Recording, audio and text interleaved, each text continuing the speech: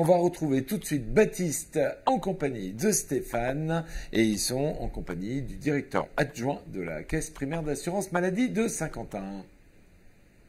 Et oui messieurs, on se retrouve ici à l'intérieur cette fois-ci du Palais Sport Pierrat de Saint-Quentin pour venir découvrir ce forum, la deuxième édition, et je suis en compagnie de Jonathan Zonquin, directeur adjoint de la CPM de l'Aisne.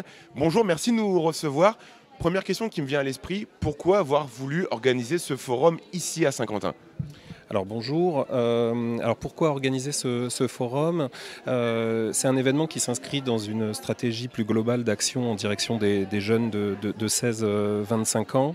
À la CPAM de l'Aisne, on travaille depuis plusieurs années avec des acteurs de terrain, notamment sur le territoire saint-quentinois. Je pense à la mission locale, je pense à l'EPID de Saint-Quentin, je pense également aux centres sociaux. Donc on a un réseau de partenaires très engagés et on s'est dit qu'au sortir de la crise sanitaire, que ça pourrait être intéressant de créer un événement dédié aux jeunes où on leur pousse de l'information, alors de façon ludique, mais sur les droits, les démarches et les bons réflexes en santé.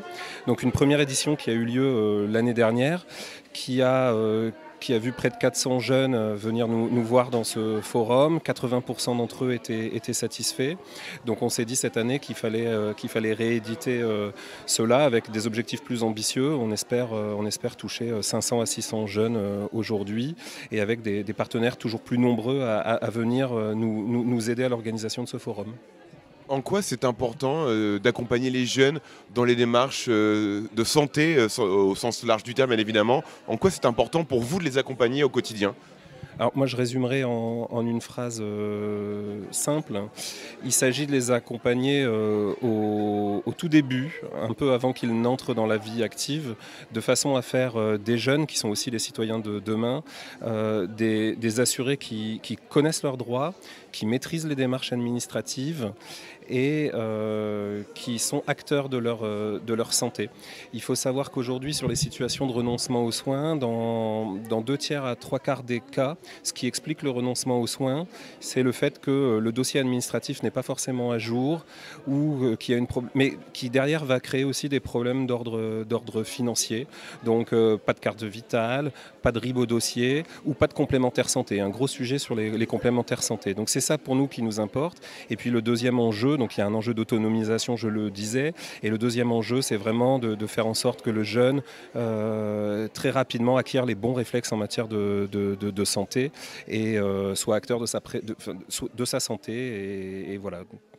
On vient de voir sur les images de Stéphane, il y a beaucoup de jeunes qui arrivent là actuellement au début d'après-midi. Qu'est-ce que ces jeunes vont pouvoir retrouver ici sur ce forum ?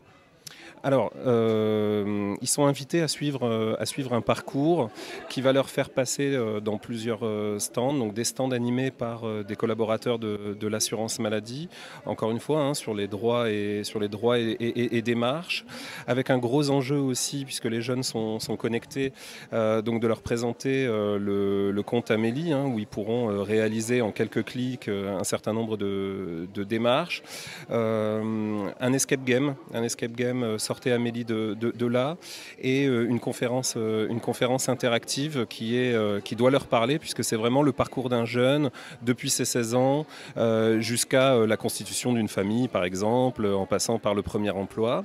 Et puis surtout, l'avantage de ce forum, c'est qu'on travaille avec une quinzaine de partenaires qui animent des stands, alors qui sont plus orientés prévention, promotion de la santé.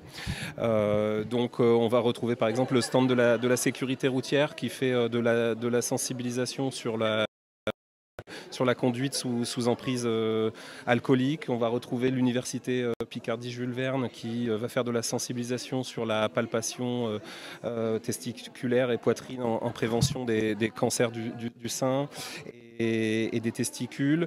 On retrouve un vélo à smoothie, donc c'est ALM Sport et Formation. Donc là, c'est promouvoir l'activité physique et sportive et une alimentation saine. On a d'autres acteurs qui vont sensibiliser sur les gestes qui sauvent. Je pense à la Croix-Rouge. Je suis désolé, je ne vais pas pouvoir être exhaustif. Juste vous dire aussi que voilà, on essaye d'avoir une vision à 360 degrés des problématiques de santé d'un jeune, en passant du risque auditif au sommeil et à la santé mentale, par exemple. Vous parlez du parcours d'un jeune entre 16 et 25 ans. C'est un parcours des fois qui peut être un peu semé d'embûches. Et là, on a aussi la prévention sur l'alcool, sur les drogues. C'est important aussi de sensibiliser ces jeunes à ces fléaux. C'est très très très important et c'est la raison pour laquelle je crois on a réussi à convaincre, on n'a même pas eu besoin de convaincre, ils sont venus de bonne grâce, nos partenaires, de venir animer, mais toujours encore une fois avec un aspect assez ludique. En fait, je pense qu'il faut parler aux jeunes, il faut parler de ce qui les préoccupe et il faut parler avec leur langage. Et pour m'être baladé ce matin sur le forum, je vois que toutes les animations qui sont proposées font un carton, justement parce que c'est des messages qui les intéressent. Et c'est une petite graine, hein, on sait très bien que les changements de comportement peuvent prendre du temps, mais c'est justement important de semer cette petite graine très vite, très tôt, dès le plus jeune âge. Voilà. C'est une belle phrase pour résumer cette action, ce forum, cette deuxième édition qui se tient ici aujourd'hui au Palais des Sports. Ça termine à quelle heure ? 17h.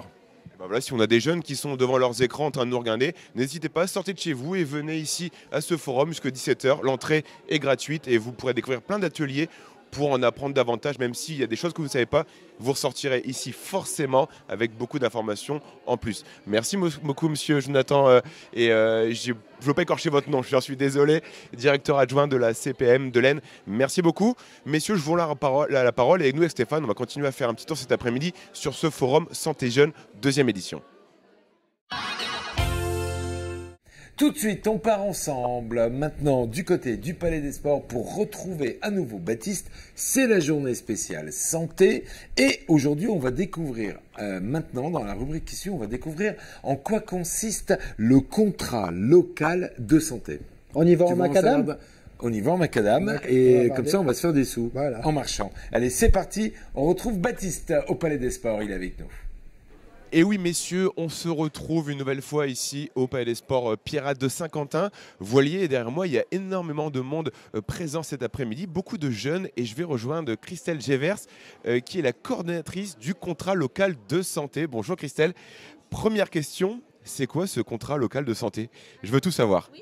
Le contrat local de santé, c'est un outil qui est porté conjointement par l'ARS et la ville de Saint-Quentin.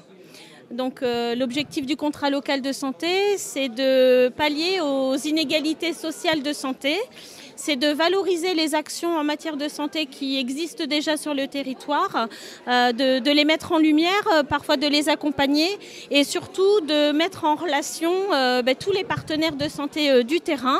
Donc le partenariat, c'est la clé de la réussite d'un contrat local de santé. D'ailleurs, on le voit sur ce type d'événement, hein, c'est vraiment déjà un partenariat de qualité entre la CPAM et la ville de Saint-Quentin qui nous a permis de mettre en place donc, ce genre d'événements. Mais il y en a plein d'autres. Hein. L'idée aussi, c'est de valoriser et puis d'intégrer toutes les actions qui sont menées. Je pense notamment à la Maison des Adolescents. Je pense notamment à tout ce travail en transversalité avec les différents services de la ville, le pôle jeunesse et toutes les structures qui existent sur notre territoire. Parfois de pouvoir mettre, notamment je pense à l'université, voilà, de les mettre en contact avec les différentes associations, les différents services de la ville. Et ça permet vraiment de travailler tous ensemble dans le même sens et pour le coup de valoriser ce qui est fait, mais également d'être plus fort et de pouvoir répondre de manière plus précise aux besoins des jeunes. En l'occurrence, voilà. À savoir que dans le contrat local de santé, il y a quand même un axe qui est entièrement dédié aux jeunes. Donc quand on dit un axe dédié aux jeunes, ça va à la fois de la vaccination à la prévention des conduites addictives, prévention des maladies sexuellement transmissibles. Et en fait, c'est toutes les thématiques que l'on va retrouver sur ce forum santé des jeunes. Les jeunes, comment on les implique justement dans ce contrat local de santé ? Comment vous, au quotidien, vous impliquez les jeunes parce qu'ils en ont forcément énormément besoin ? Oui, bien évidemment. Donc déjà, dans un premier temps, c'est de se faire connaître aussi, de savoir que le contrat local de santé existe. Donc on a commencé un travail d'abord au sein même de notre collectivité, hein, avec les différents services qui existent, le pôle jeunesse, la maison des adolescents, de savoir un petit peu de pouvoir mettre en avant tous les dispositifs qui existent, de travailler de manière très très précise sur la communication et les différents moyens de communication, donc vraiment de s'adapter aux réseaux sociaux notamment, de pouvoir véhiculer toutes ces informations par le biais de supports que les jeunes utilisent. Et puis voilà, ce qui est important aussi, c'est cette transversalité entre les différentes associations, les différents services, mais aussi j'ai ma collègue qui intervient au plus proche de la population, qui intervient dans les centres sociaux et qui les accompagne, notamment en matière d'accès aux droits et aux soins, qui va pouvoir les accompagner dans les démarches, parce qu'en règle générale, ce que l'on peut constater, c'est que le renoncement aux soins, c'est souvent juste un problème administratif, et parfois il y a juste besoin d'un accompagnement dans les démarches pour pouvoir débloquer des situations qui pourraient être compliquées et qui parfois entraînent un renoncement aux soins et des prises en soins qui sont beaucoup plus tardives qu'elles ne devraient. Quelque part, en fait, est-ce qu'on se rend compte des fois au quotidien que les jeunes sont un petit peu déconnectés de cette réalité alors qu'ils en ont véritablement besoin ? Oui, bien évidemment, parce que quand on est jeune, on n'a pas de problème de santé. Souvent, c'est ce qu'ils disent. Je suis jeune, j'ai pas de problème de santé, donc j'ai pas besoin. Et très concrètement, on se rend compte que dès l'instant où ils ont besoin, parfois ils sont confrontés à des difficultés. Je pense notamment à la carte vitale. Quand jusqu'à l'âge de 18 ans, ils sont sur la carte vitale des parents.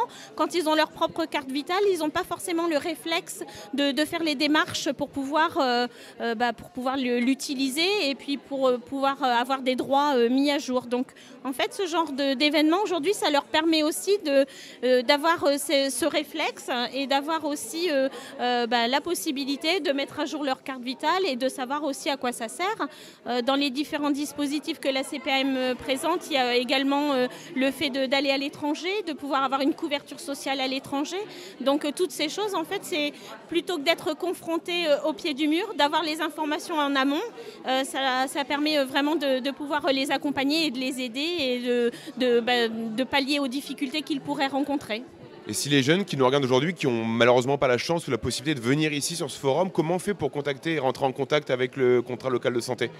Eh bien, tout simplement en appelant Allo Mairie et en règle générale, donc en fonction des besoins, on réoriente vers le service précis. Donc ça peut être vers le pôle santé handicap dont le contrat local de santé fait partie, je dirais. Mais on peut orienter aussi vers le pôle jeunesse ou la maison des adolescents en fonction des besoins, des besoins spécifiques de chacun.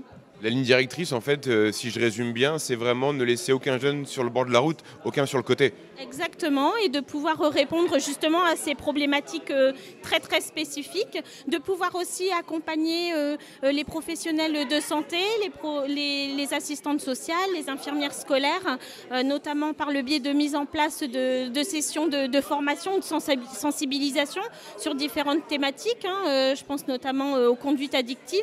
Voilà, c'est un sujet aussi qui préoccupe beaucoup tous les professionnels du territoire, et on a fait en sorte de mettre en place des sessions de formation pour pouvoir apporter toutes les informations nécessaires à l'accompagnement efficient de ces jeunes. Merci beaucoup Christelle d'avoir été à mes côtés cet après-midi. Voilà, on a vraiment les jeunes, il faut les accompagner au quotidien dans ces démarches de santé. Avec Stéphane, on va continuer de se balader cet après-midi et on va aller à quelques mètres dans quelques minutes pour aller découvrir un petit peu ces fléaux qu'évoquait Christelle il y a quelques instants, l'alcool, la drogue, et comment on sensibilise les jeunes dès le plus jeune âge pour ne pas tomber dans cet engrenage quelque part. Voilà Bertrand, voilà Fred, je vous rends la parole et à tout à l'heure. On part ensemble au Palais des Sports de Saint-Quentin. Il n'y a pas de match, mais il y a un forum santé jeune pour les 16-25 ans. Après les 2 premières interventions que l'on a découvertes, on va assister à un atelier en compagnie de Baptiste et Stéphane. C'est à vous. Allez, on fait un peu de sport cet après-midi avec Stéphane et on est encore sur le forum, vous vous en doutez. Et je suis avec Lucie, infirmière, sur le stand de l'UPJV, la santé pour les étudiants. Bonjour Lucie, merci. Qu'est-ce qu'on retrouve sur votre stand? Il y a beaucoup de choses, dites-moi tout. En fait, vous retrouvez l'ensemble de nos missions. Donc nous, on est le service de santé universitaire de l'UPJV et vous retrouvez en fait l'ensemble de nos missions, c'est-à-dire une mission de promotion à la santé des étudiants, que ce soit sur le plan des bilans de santé, comment préserver son capital santé, que ce soit sur le thème du dépistage, de la santé sexuelle, des addictions. Voilà tout ce qu'on peut proposer ici sur le stand qui représente nos missions. Alors je vois, on a du tabac, on a un petit peu de toucher ma mère, de protection forcément sexuelle pour les étudiants. C'est des thèmes très importants pour aborder avec ces jeunes-là. Oui, c'est des thèmes très importants pour aborder avec ces jeunes-là. Ici, il y a un autre thème qui n'est pas particulièrement représenté, mais c'est aussi la santé mentale, qui est une grosse problématique aujourd'hui, qu'on accompagne également au SSU. Et effectivement, faire de la promotion et de la prévention en palpation mammaire, en palpation testiculaire, parler des dépistages à travers les préservatifs, parler aussi des droits de la femme, du consentement à travers des jeux. Oui, ça fait partie de nos missions. On a quelque chose d'un petit peu qui sort de l'ordinaire, je vais le prendre. C'est ce petit gobelet avec une protection dessus. C'est quelque chose qui sort un peu de l'ordinaire, qui est récent. Dites-nous tout là-dessus. En fait, ça, c'est des Condom Cup. Donc, en fait, ça permet de protéger votre verre quand vous êtes en soirée pour éviter qu'on vienne verser, sans votre accord, en fait, un liquide à l'intérieur. Donc, ça permet de protéger le verre. Vous pouvez boire quand même par le petit récipient. Et puis, si quelqu'un tentait quand même de venir injecter quelque chose dans votre verre, en fait, eh bien, ça se rétracterait et vous le verriez tout de suite. Donc, ça permet de protéger les verres. C'est lavable, c'est réutilisable, c'est made in France. Et eh bien, nous, on invite les étudiants à s'en servir en soirée. Alors, je vois également, il y a un jeu là, juste là. Je vais me tourner vers les étudiants, peut-être cette fois-ci. Bonjour, c'est quoi ce petit jeu? Dites-moi tout. Alors, on a un jeu qui nous a été envoyé par les Hauts-de-France. Donc c'est un jeu, c'est le jeu qui s'appelle Zone de tolérance. Donc en fait, on a des petites situations avec la vie sexuelle et affective au sein du couple. Et on donne les cartes aux gens. On leur demande de nous dire s'ils acceptent moyennement ou pas du tout la situation. Donc en fait, ça ouvre à la discussion. Après, on leur dit que vaut mieux accepter plutôt que non ou l'inverse. Donc voilà, donc par exemple, on a faire semblant que tout va bien pour ne pas fâcher l'autre, se faire insulter par son copain, sa copine. On a vraiment de tout. Hein. Il y a vraiment de tout. Et donc ensuite, on a aussi le jeu, donc c'est une timeline des mouvements importants dans le droit des femmes. Donc par exemple, on a la Nouvelle-Zélande, premier pays à accorder le droit de vote aux femmes, donc en 1893. Donc on leur montre la carte, ensuite on donne les cartes aux gens et on leur demande si, à votre avis, est-ce que c'était avant 1893 ou après. Donc en fait, ils refont la frise chronologique. Et donc voilà. Donc on a aussi la Déclaration des droits des femmes, premier tampon, etc. Ça fait vraiment tout. On a la plus récente, on a mis première femme en tant que présidente de l'Assemblée en 2022. Donc voilà, ça va de 1593 à 2022. Donc c'est une grande frise chronologique. Eh ben super, merci beaucoup en tout cas Lucie. Votre prénom? Antoine. Merci Antoine. Voilà, on a découvert pas mal de choses. On vraiment sensibilise encore une fois dans la santé et c'est très très large, il y a un très gros panel. Et on va continuer de se balader ici pour découvrir l'ensemble des ateliers ou du moins une grande partie pour être le plus complet possible, messieurs. Allez, on part maintenant pour la dernière fois de cette édition pour aller retrouver Baptiste, enfin l'avant-dernière fois de cette édition pour aller retrouver Baptiste. Et cette fois-ci, avec lui, on va parler d'un problème qui touche beaucoup de gens, l'alcoolisme ou l'alcool en ordre général. Baptiste, c'est à toi. On a énormément de stands présents cet après-midi ici sur ce forum et je suis avec Pauline qui est assistante sociale. Merci beaucoup de prendre un petit peu de temps sur votre après-midi. Sur votre stand, on retrouve pas mal de choses. Il y a le tabac mais également l'alcool. C'est un sacré fléau chez les jeunes quand même. Oui, chez les jeunes et pas que. Sur les jeunes, récemment, il y a eu le phénomène du bridge taking qui consistait à s'alcooliser rapidement et massivement dans l'idée d'oublier vite et de se retrouver dans des états où on n'a pas forcément conscience de ce qu'on fait. Nous, par rapport à ça, on a différentes choses pour parler de l'alcool. On a par exemple le CIMAX que ma collègue est en train de faire qui permet d'évaluer le taux d'alcoolémie qu'on peut avoir sur un événement temps. Donc ça peut être sur le temps du midi, par exemple, sur un repas de famille. Ça peut aussi être sur une journée plus longue, par exemple un mariage ou quelque chose comme ça. Et donc le but, c'est vraiment de voir un petit peu le nombre de verres que l'on consomme, à quelle heure, et de savoir à quelle heure on atteint le pic d'alcoolémie et à quelle heure on peut de nouveau éventuellement prendre le volant. Comment on arrive à sensibiliser les jeunes en fait, parce qu'on sait que l'alcool c'est un phénomène de mode depuis des années. C'est quoi les mots que vous trouvez pour leur dire que voilà, l'alcool c'est bien mais avec modération quelque part? C'est de voir un petit peu avec eux où ils en sont, de voir un petit peu pourquoi ils consomment aussi, qu'est-ce qu'ils recherchent derrière tout ça. Après, on échange aussi beaucoup sur les phénomènes de groupe parce que c'est aussi beaucoup lié à ça. En général, ils sont aussi entraînés parce que forcément, ils sont avec les amis, avec les copains, c'est un moment festif et ils prennent pas forcément conscience des risques qu'ils peuvent prendre. Donc, c'est vraiment les sensibiliser à ça. Le but, c'est pas de leur faire peur, c'est vraiment ça qu'on évite en fait parce qu'on se rend compte que de toute façon, ça marche pas. Donc, c'est vraiment plus de discuter avec eux, de comprendre pourquoi ils ont tel type de comportement, de consommation. Voilà, c'est vraiment se baser sur un échange en fait. Est-ce qu'avec l'avancement dans le fil du temps, est-ce que vous remarquez qu'il y a un phénomène grandissant d'alcool chez les jeunes et peut-être encore plus jeunes? Oui, on le voit avec en fait des phénomènes comme ça, comme ce qu'on disait, le binge drinking, où c'est à un moment donné quelque chose qui se passe, ça devient un peu un phénomène de mode en fait, parce que c'est aussi beaucoup lié à ça. Et du coup, ça c'est vigilant, il faut être vigilant de leur en parler, etc., qu'ils en prennent conscience. Chez les plus jeunes aussi, oui, on se rend compte que c'est aussi très tôt. On le voit depuis ce matin, on sait que les jeunes après en parlent facilement, donc ça c'est plutôt bien. Ils n'ont pas honte, ils n'ont pas peur de parler de leur consommation, donc ça permet vraiment d'aborder les choses. Mais oui, on se rend compte qu'ils commencent quand même assez tôt et avec des consommations importantes dès le début en fait. Le maître mot en fait, alcool jeune, c'est quoi? Le maître mot alcool jeune, la prudence et faire attention les uns les autres en fait, parce que comme ils sont en groupe, c'est ça, c'est faire attention tous ensemble aux copains qui sont autour de nous. Merci beaucoup Pauline d'avoir été à mes côtés. Vous l'avez compris, l'alcool chez les jeunes, même chez les moins jeunes, messieurs, et je ne parle pas de vous, rassurez-vous, il faut toujours l'utiliser entre guillemets avec modération. Oh là là, avec modération, j'espère qu'il ne parlait pas de nous, vraiment. C'est bien noté Baptiste, on va bien faire attention et le message, c'est le fond du message qui est extrêmement important. C'est ça. L'alcool, c'est pas forcément la meilleure des choses pour passer une bonne soirée. La bonne soirée, on la passe avec des bons amis et on n'a pas forcément besoin d'avoir l'alcool à côté de nous. Et ça peut mal finir. Et ça peut mal finir. Justement, on va le retrouver tout de suite, Baptiste, à nos côtés. Baptiste, je crois que tu es encore avec nous et tu as un petit message ou plutôt un petit atelier avec un petit cadeau pour nous. On m'a dit ça dans l'oreillette.